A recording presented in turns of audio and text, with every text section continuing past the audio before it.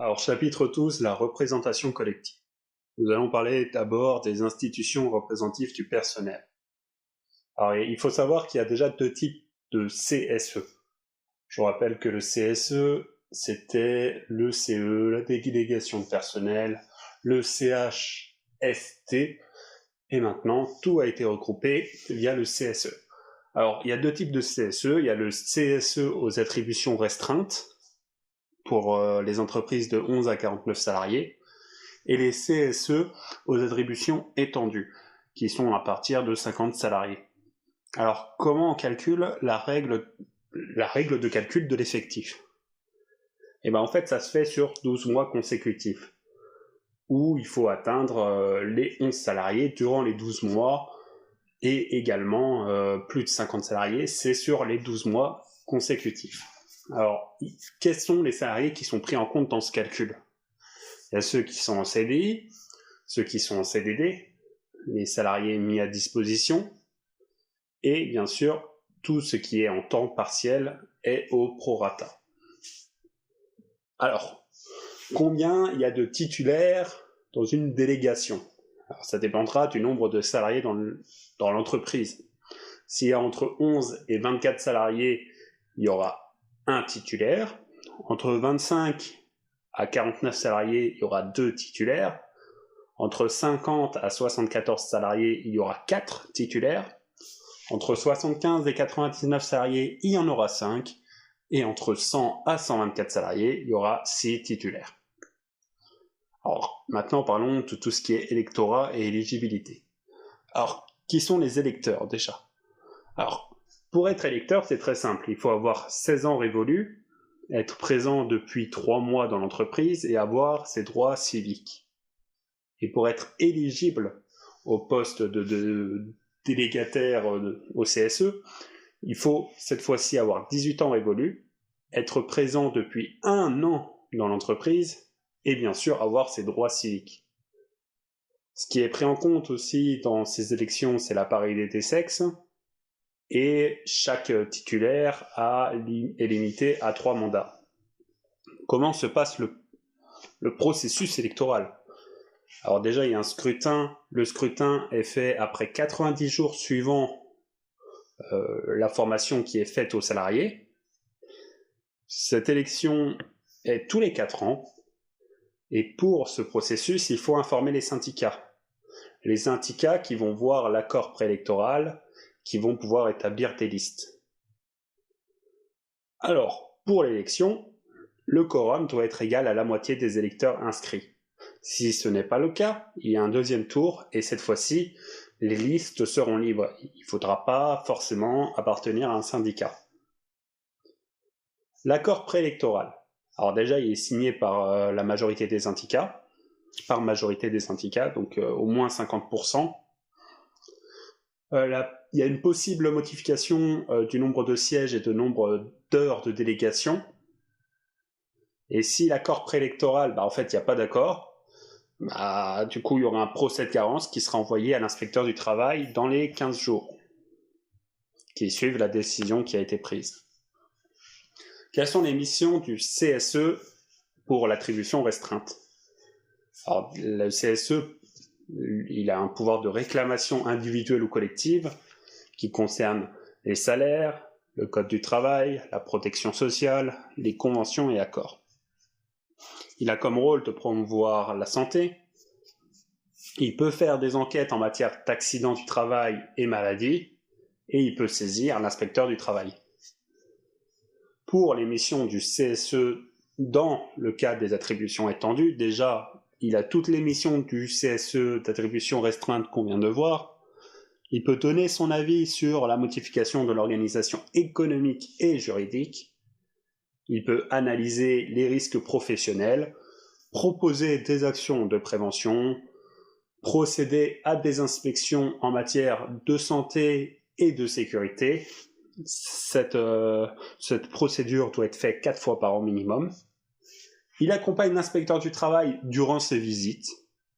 Il a un rôle de proposition, un rôle de consultation.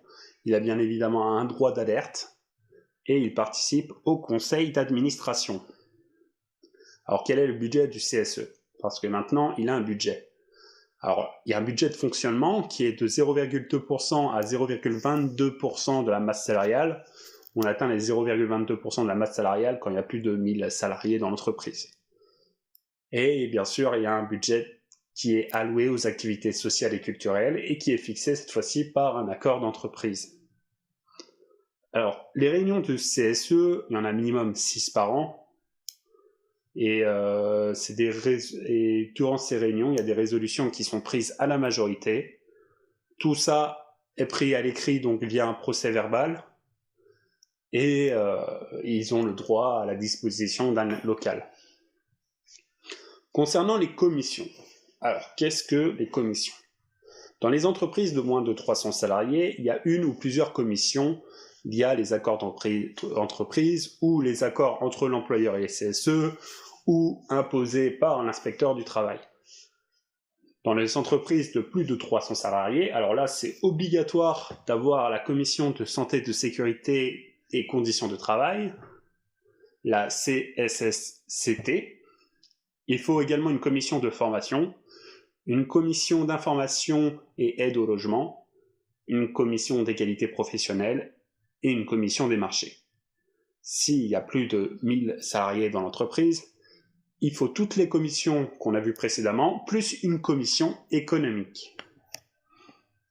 Alors, niveau heures de délégation dans le CSE, s'il y a moins de 50 salariés, c'est 10 heures par mois, et c'est considéré comme du travail effectif. Et s'il y a plus de 50 salariés, cette fois-ci, c'est 16 heures par mois, et bien évidemment, encore une fois, c'est considéré comme du travail effectif. Alors, quand maintenant on est dans le CSE, quelles sont les formations pour les salariés élus?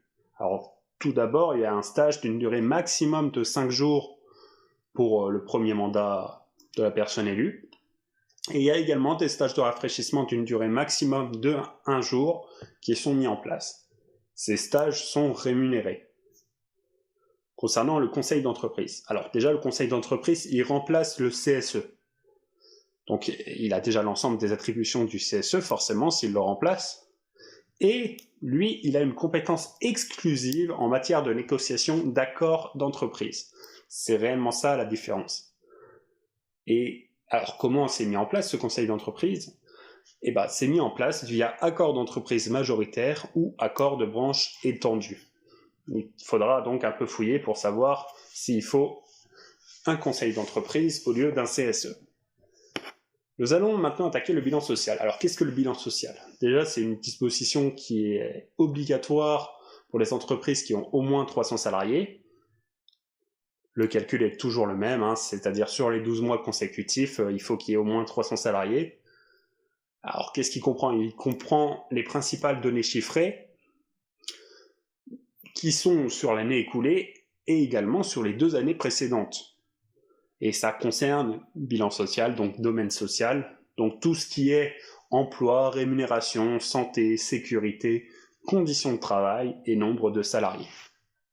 Nous allons maintenant nous attaquer aux syndicats. Alors la liberté syndicale déjà, en premier temps. Tout simplement, le droit syndical est obligatoire. Chacun peut faire partie à un syndicat. Il y a une libre adhésion au syndicat professionnel.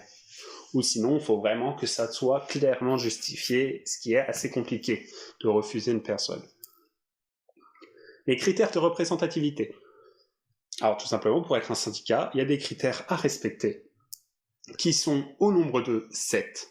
Il y a le respect des valeurs républicaines, bien sûr, l'indépendance, la transparence financière, une ancienneté minimale de 2 ans, donc quand les statuts sont élaborés. Il faut qu'il y ait forcément un effectif minimum, et il faut qu'il y ait une influence caractérisée par l'activité et l'expérience. Et le dernier critère est l'audience, c'est-à-dire qu'il faut 8% des suffrages au niveau des branches, et ça, c'est fait tous les 4 ans. Niveau de l'activité syndicale, alors, ça sert à quoi? Ça défend les intérêts professionnels des salariés et des employeurs. L'activité syndicale possède la personnalité morale, peut se substituer aux salariés, et bien sûr, ça a des activités de manifestation et de revendication. Alors, les critères pour avoir une section syndicale dans une entreprise, alors déjà c'est être représentatif, donc avoir les 7 critères, être affilié à un syndicat, et respecter les critères républicains et d'indépendance. Alors le rôle de la section syndicale au sein d'une entreprise, c'est collecter les cotisations du syndicat, afficher les communications syndicales, disposer d'un local si l'entreprise a plus de 200 salariés, et toutes ces missions sont hors du temps de travail. C'est pas considéré du coup comme du temps effectif.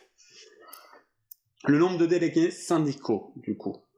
Alors s'il y a moins de 50 salariés, c'est un membre du CSE qui est désigné comme délégué. Dans le cas où il y a plus de 50 salariés, alors là c'est différent. C'est choisi parmi les candidats aux élections professionnelles qui ont eu au minimum 10% des suffrages. Alors il y a un délégué de 1 à 999 salariés, 2 délégués de 1000 à 1999 salariés, 3 délégués de 2000 à 3999 salariés, 4 délégués de 4000 à 9999 salariés, et quand il y a plus de 10 000 salariés, il y a 5 délégués syndicaux. Alors le rôle du délégué syndical, c'est de représenter les employés, de négocier les accords de convention collective, les salaires, les durées de temps de travail. Il possède un droit d'expression directe et a des crédits d'heures payées. Concernant la protection, nous avons le salarié protégé. Alors tout simplement, pour licencier, il faut l'accord de l'inspecteur du travail, il faut demander l'avis du CSE, et si c'est pas respecté, il y a des sanctions possibles comme les dommages et intérêts, une amende de 3 750 € et 1 an d'emprisonnement. Alors, les délits d'entrave maintenant. Alors déjà, ça nécessite 3 éléments pour qu'il y ait un délit d'entrave. Un élément légal, un élément matériel et un élément intentionnel. Il faut que, s'il y a entrave à l'exercice du droit syndical, alors, il peut y avoir une amende de 3 750 € et également 1 an d'emprisonnement. Et si l'entreprise ou l'employeur empêche la constitution d'un CSE ou le bon déroulement du CSE, tout simplement, il va y avoir une amende de 7 500 € d'amende.